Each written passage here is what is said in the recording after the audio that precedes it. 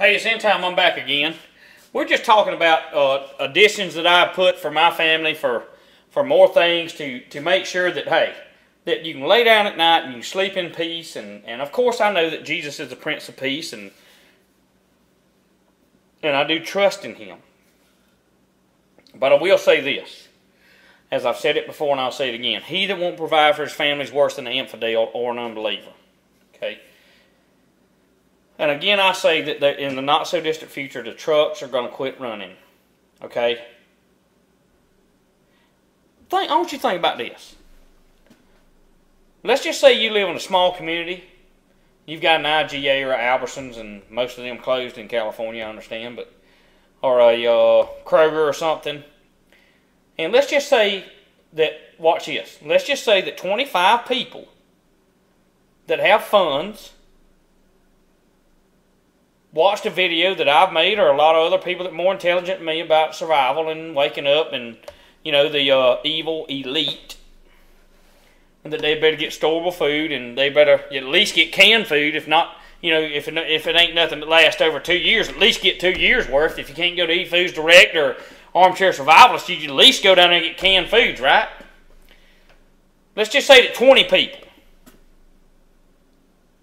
that have $7,000 to spend wake up. Small community, grocery store. Wipe the store, they can wipe the canned goods out. Bam!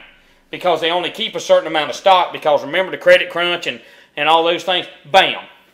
Wipe it down and you're nothing, because, and I don't mean that they wipe it out by themselves, but I mean along with the everyday shoppers that go there every day, because most folks, by the way, don't have it stored up. They go every evening after their work, or every evening when they get off the daggum computer, or every evening when they get off of the TV. Then they go pick up a few canned goods, and, you know, I mean, I'm just telling you, you got to think about scenarios. Okay? Now, I'm gonna come up here, and I don't know if you can hear me or not, but I'll try to talk loud enough. Listen, what I have in my hand are trash bags, okay, and I have got a bunch of them. Now, trash bags are not only for trash, and I don't mean no disregard to Scuba or General, but you know when him and Killicommy and when General Killicommy and Scuba have to leave their states and come live with me, I've got them set up in the garage. I got them some bunk beds and everything. And it'll be fine, y'all. I've killed all the spiders. Well, my God, I don't have to put this daggone bag over Scuba's head and General's head. I ain't gonna be able to look at the them up. No. Yes, I'm just trying to make it light tonight, y'all, okay? Trying to make, no, but seriously, all jokes aside. You can contain a lot of contamination with trash bags, okay? Let's just say you ain't got no water for a week or two, okay? You can drop your, stool, put the bag over the 5-gallon bucket, okay?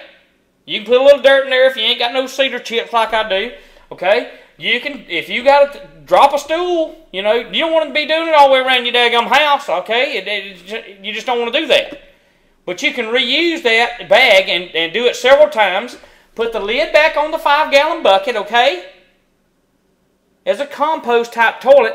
Then once you've used it for a few days, you can take that bad boy, zip it up, take it out there and bury it. I know what you're going to say now. Now Al Gore's pissed off at me, talking about burying plastic and all this crap. You know, I know global warming and all that. Well, tell him to bring his happy double ASS over here and stop me while he flies around in his hypocritical Learjet and expects everybody to pay carbon taxes for breathing. How stupid is that? I didn't mean to get that. That's another day and another dollar that I ain't paying to him. Anyway. Get your trash bags, please. And I only just brought 2 examples out, you know, covering up General's head and Scuba's and compost, but not, you know, compost toilet, but no, seriously. I mean, all jokes aside. Make sure that you've got plenty of trash bags. You will find so many different uses for them. You'll say, well, dang, in time, I bought 300 or 400 now. I ain't doing nothing with them right now, but you wait.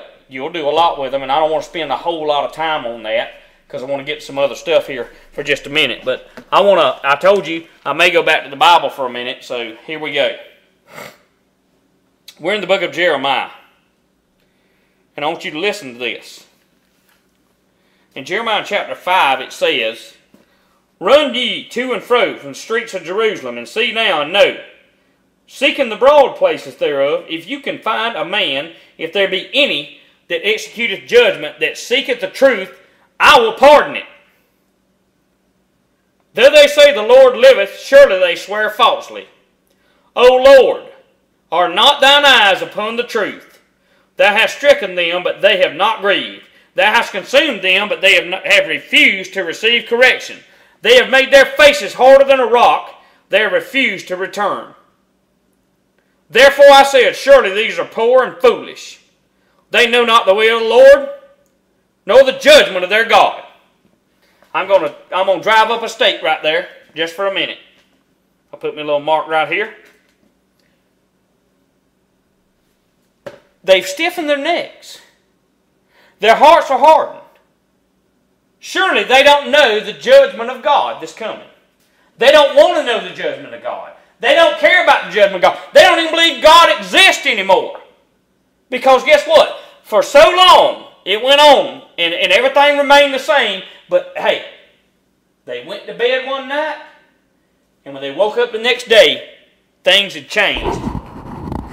Big time. I want you to understand something. The Word of God is true. Things are fixing to change drastically. They already have been changing. I told you last October, and I'm still going to tell you, that the stock market's going back to 6,000. I don't care if it's at 8,200.